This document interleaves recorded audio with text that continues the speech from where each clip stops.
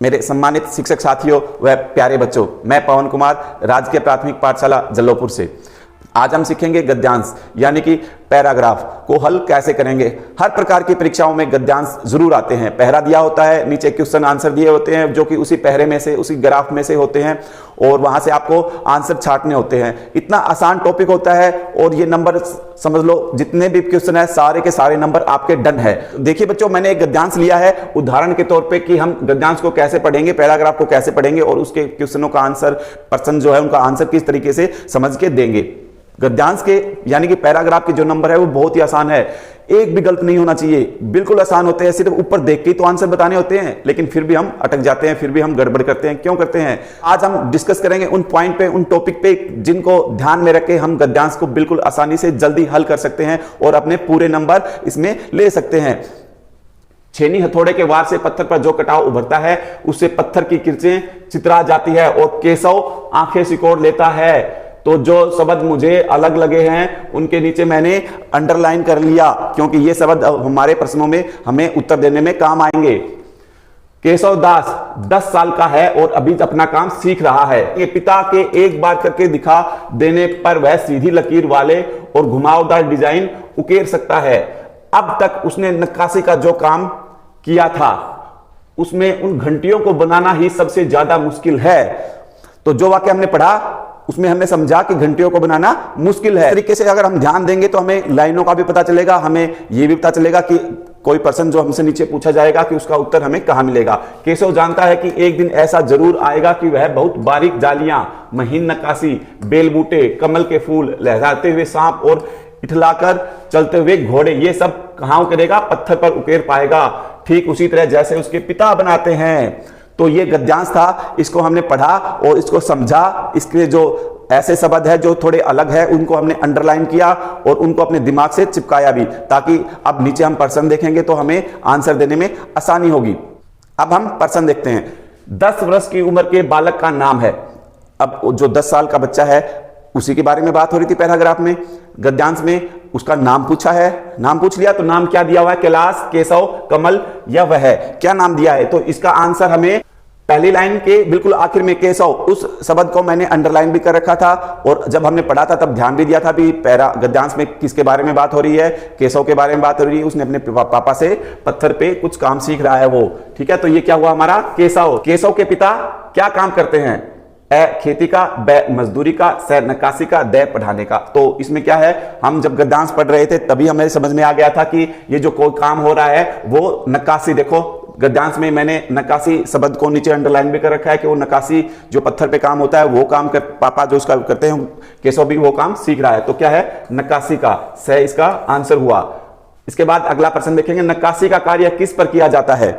जब हम गद्यांश पढ़ रहे थे तब हमने ध्यान दिया था कि जो केशव है वो पत्थर पे छेनी हथौड़े से काम कर रहा है, उसकी कर्चे निकल रही है, वो धीरे धीरे सीख रहा है। उसकी इच्छा है कि वो पत्थर पे नई नई चीजें बनाना तेजी से सीखे। तो गद्यांश पढ़ते हुए हमने ध्यान दे लिया था, फिर भी हम कंफर्म जरूर करेंगे। आसान नंबर है, आसानी से गवाही नहीं। एक बार इधर देखें, दिमाग में सोचें, फिर हमने जो अंडरलाइन कर रखे हैं जो शब्द उन पे ध्यान देंगे। नक्काशी का कार्य किस पे किया जाता है?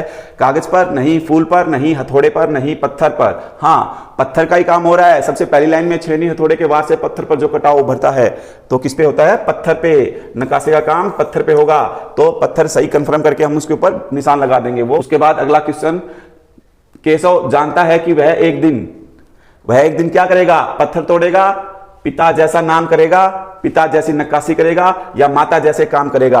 किसी भी क्वेश्चन का आंसर जरूरी नहीं कि पहली लाइन में दूसरी लाइन में मिले, क्या पता पहला क्वेश्चन है और उसका आंसर लास्ट लाइन में हमें मिले। तो जब हमने गद्यांश पढ़ा था, पैराग्राफ पढ़ा था, वो हमने ध्यानपूर्वक पढ़ा था। तो केशव है वो नक्काशी करना चाह रहा है ना हमेशा से ही।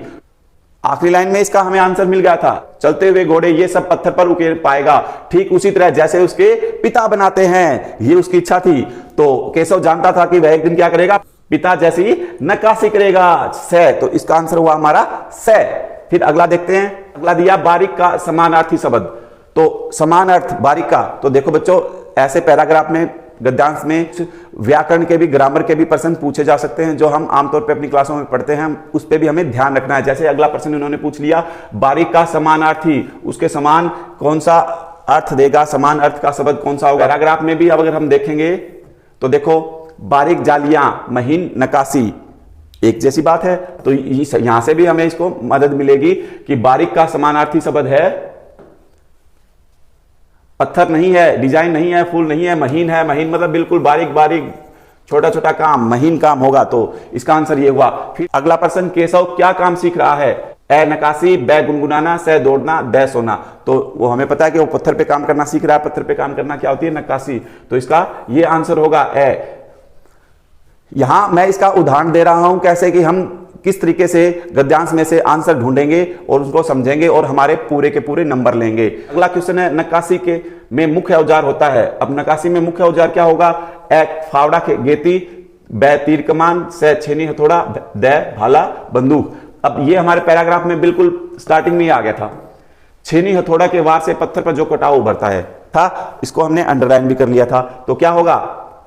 ये हमने कंफर्म भी कर लिया। नक्काशी का जो मुख्य औजार होता है वो क्या होगा? वो होगा छेनी हथौड़ा। तो इसका आंसर हुआ। इसका आंसर हमें फर्स्ट लाइन के पहले शब्द में ही मिल गया। तो इस तरीके से हम गद्यांश में किसी भी क्वेश्चन का आंसर, किसी भी प्रश्न का आंसर कहीं पे भी मिल सकता है, ऊपर नीचे दाएं बाएं। तो उसको समझना और दिमाग से चिपकाना बहुत जरूरी है। उसके बाद अगला समझेंगे, राष्ट्रीय पुष्प का नाम है। अब राष्ट्रीय पुष्प क्या होगा? गुलाब, कमल, सरसों या आम। वैसे हमें पता भी होना चाहिए राष्ट्रीय पुष्प जो नेशनल फ्लावर है वो हमारा क्या है? कमल है। उन्होंने आपकी जीके सामान्य ज्ञान भी चेक कर लिया कि आपका जनरल नॉलेज आपकी कितनी मजबूत है। उसके बाद अगला, सरल का विलोम शब्द क्या है? यहां आपको हिंदी व्याकरण ग्रामर का एक पूछ लिया। विलोम शब्द, समानार्थी शब्द, पर्यायवाची शब्द, तो एक वचन या बहुवचन, इस तरीके के हम अपने हिंदी में साथ साथ में व्याकरण में पढ़ते हैं। तो यहां आपको वो पढ़ा हुआ काम आएगा। तो इन्होंने विलोम शब्द पूछ लिया सरल का। तो सरल का विलोम शब्द है कठिन। ये आप जब हिंदी का पाठ पढ़ते हो, शब्द अर्थ करते हो, तो जब आपको व्याकरण करवाई गई है उस समय की बातें भी आपको अपने दिमाग में फिट रखनी है। ध्यान रखना है कि जो हमारा प्रश्न है वो क्या पूछा जा रहा है, वो हमारे गद्यांश में है, पैराग्राफ में भी है, और साथ में थोड़ा सा अलग हटके भी कई बार पूछ सकते हैं। ये हम देख सकते हैं कि गद्यांश का पैराग्राफ में से हमारे प्रश्न उत्तर किस प्रकार आते हैं और उनको हम किस तरीके से तेजी से क्विक रिस्पॉन्स करते हुए हम उसका हल कर पाएंगे। अगर हमने गद्यांश अच्छे से पढ़ा है, समझ के पढ़ा है, वाक्यों को समझा है कि इस वाक्य में क्या है। धन्यवाद दोस्तों।